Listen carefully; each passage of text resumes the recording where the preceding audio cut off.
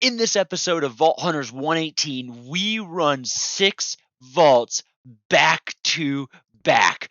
That's right, we're doing a vault rush, baby. And at the end, we turn our loot into something amazing. So stick around to find out. Anyways, let's get right into it. To prepare for our vault rush, I made the soul shard pouch, allowing mobs to drop soul shards in the vault. I also switched our bounty from kill strays to mine wounded eye ore because the rewards were leagues better. Starting out, we rolled 2 amazing modifiers, Gilded and Opulent. Gilded meant that we would find random gilded chests scattered throughout the vault, and Opulent meant that we would find 5% more loot in every chest. 5% may not sound like much, but I promise you, it is insane. Coins and chests flowed like water in the vault, and within the first 5 minutes alone, we were richer than ever. Already feeling amazing, we found an early monolith, setting our sights on a possible completion crate. Side note, the snowy theme spawns polar bears, which was terrifying but kind of hilarious. I mean, look how big they are. Anyways, if chests and coins weren't enough for you, we score an amazing ore haul, finding our first wounded eye and even a gorgonite and Iscalium, both needed for the elusive Pog. We survived having looted 67 chests, 63 coin piles, and a healthy heaping of ore experience. I smacked an amplifying focus on our pants, and we rolled a full heart of health on them babies. Using our rabbit's hide and some silky silk, I made a pouch. I turned the healing 1 potions we were finding into splash healing 2s for some extra survivability, and even crafted the black market, a rotating shop that would allow us to spend our hard-earned soul shards on some expensive stuff. Since we leveled, I threw our skill point into leveling up heal for less mana usage and more cooldown. I quickly crafted Vault number 2's crystal and even prepared Vault number 3's and jumped right into it. Unfortunately, we rolled trapped. 10% more likely to have a chest trapped upon opening it. Despite that, our luck was supreme, and we continued our looting frenzy, barreling through chest after chest after chest, and we found heaps of gilded and even a stash of ornate. Where things got wild was the volume of living chests. I mean, these things were oozing out of this vault.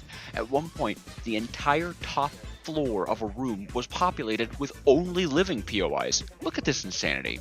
We even found a freaking living chest dungeon of all things. I was still struggling with inventory, but finding a second shulker shell meant our inventory would be cramped no more. We survived with an ungodly amount of loot, especially for a trapped vault. In fact, less than 10% of our chests were trapped, which was considerable since we effectively had a 15% chance for any chest to be trapped. What's more is that our untrapped chests to trapped chests total was the same as last vault. In Vault 1, we looted 67 chests with 2 trapped, and in Vault 2, we looted 65 chests with 4 trapped. Both of those together equal 69. I don't think this means anything, but, 69's the funny internet number, so haha funny? Vault 3's crystal was already prepped, and for good measure I made sure to prep for Vault 4. Armed with the thrill of the previous 2 vaults, I sprinted forwards rolling ornate, exactly like gilded, but with ornate chests, and trapped. Again. The vault was on our side though, as we immediately found an ornate dungeon and focused all of our trapped luck into one incredible moment.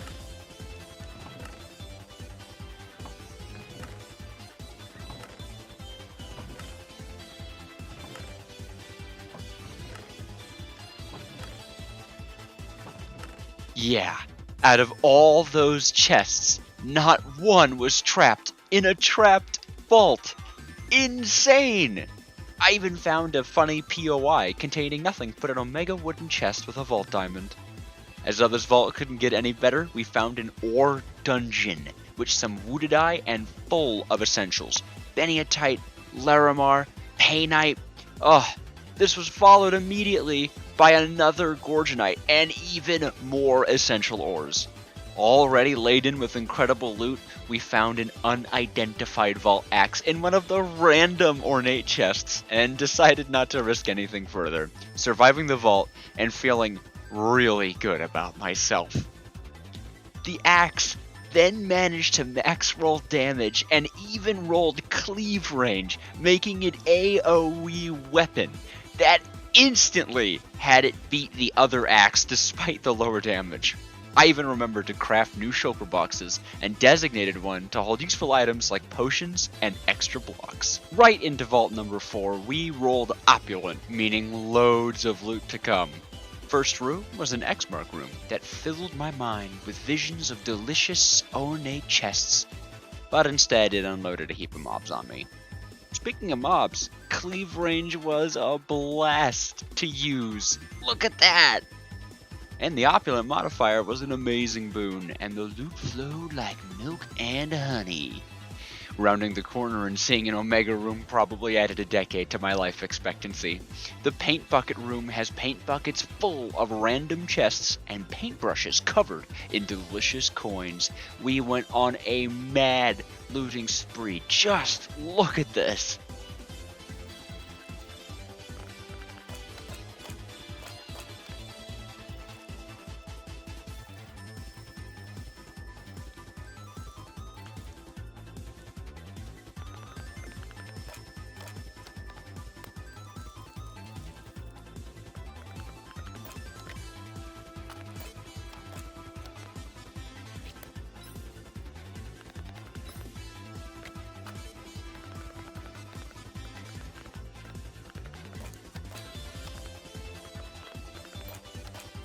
After that Omega find, we even ran into an elite drowned and cheesed him for that sweet, sweet XP.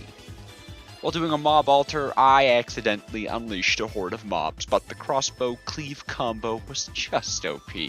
And for my efforts, the altar had some amazing stuff, including another blank seal. I cannot wait to show you what these puppies do. Then I released another horde of mobs. Oops. But while looting some ornate chests, we got the rarest piece of vault gear, a trinket. No reason to die with a trinket on us, so we zipped right out of there carrying an Omega amount of XP and never being trapped once. Trinkets are rolled like any other piece of vault gear, but they're not armor. They give you special abilities. Our night vision goggles gives you night vision. Yeah, duh.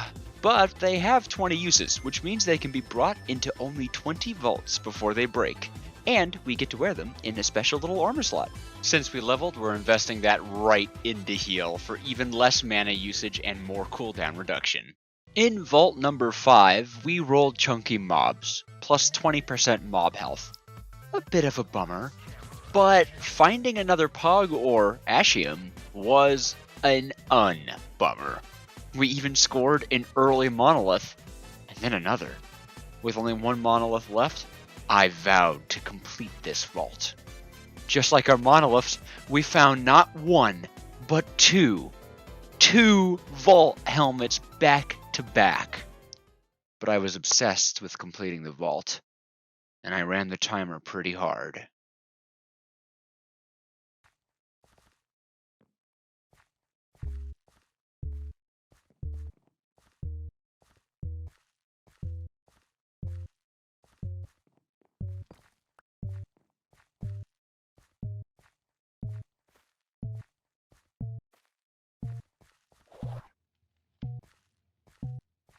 And right there, at the very end of the vault, right in front of the portal, 2 pieces of vault gear in my inventory. I didn't make it. In fact, I even think I touched the portal right as the time ran out. After such an incredible streak of vaults, this was particularly heart-crushing. And what's worse, when I loaded back in, all of my items were gone. Beginner's Grace had broken and deleted everything. Luckily, I was able to retrieve my lost items with a command, but It brought back everything I died with. I had to painstakingly toss each and every piece of loot that I wasn't meant to have, one by one, throwing them to the ground, forever to despawn. I took one last look and steeled myself for vault number 6. It would have to be better. With low spirits, I crafted vault number 6 and headed in. And imagine my joy when we got an ornate dungeon so early on. I was so ready to jump with joy and exclaim my victory on the vaults.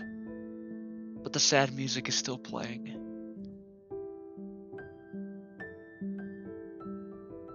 Doomed by a vault fighter. This was the fate of our vault rush. As if I'd let us end on such a somber note. No, I whipped up another crystal and I jumped right in. Vault number 7, the Redemption Arc.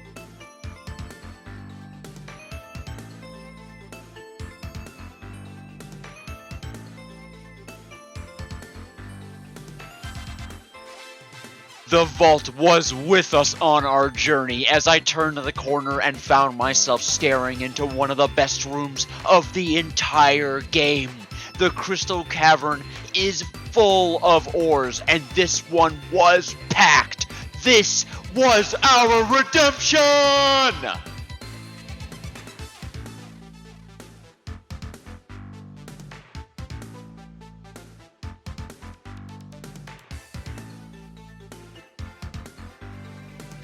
A crystal cave can have any random number of crystals, and this one was loaded.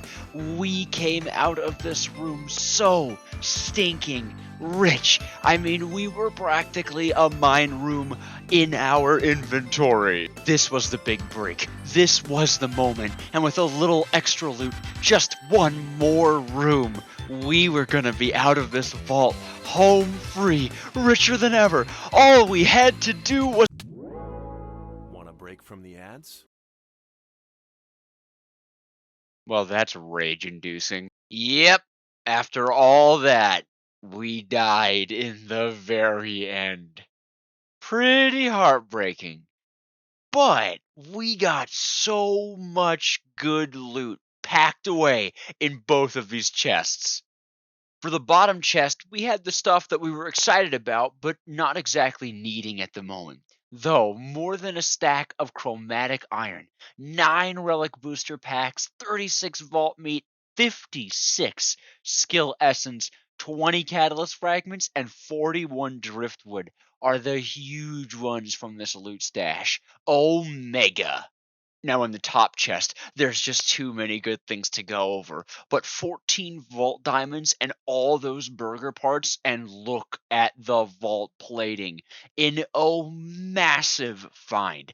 Even with the deaths, our top tier loot is so stacked. Time to do some cool stuff with it. We risked another upgrade with our pickaxe, gaining another 2 points of speed and unlocking a socket. Sockets are amazing. We'll get into them in another episode, but trust me. We opened our relic booster packs and actually gained 2 new relics. The odds of that happening are so low, and relics are going to be super important later in the game. Once we gain all 5 relics of a relic type, we can craft an amazing relic statue, giving us 30 extra seconds in every vault. Riding the gambling high, I crafted up the Vault Forge, a block that will allow us to create vault gear. All it costs is some vault gold like I picked up there, diamonds, vault alloy, vault plating, and netherite ingots. We could even craft our night vision goggles if we were freaking rich. After gathering up all my materials, I decided we should make some boots, since we didn't have any.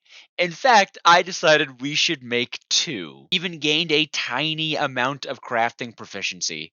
Crafting proficiency is going to allow us to create better gear. After rolling boots I liked, I smacked some focuses onto him and got an amazing +3 health and knockback resistance pair of boots.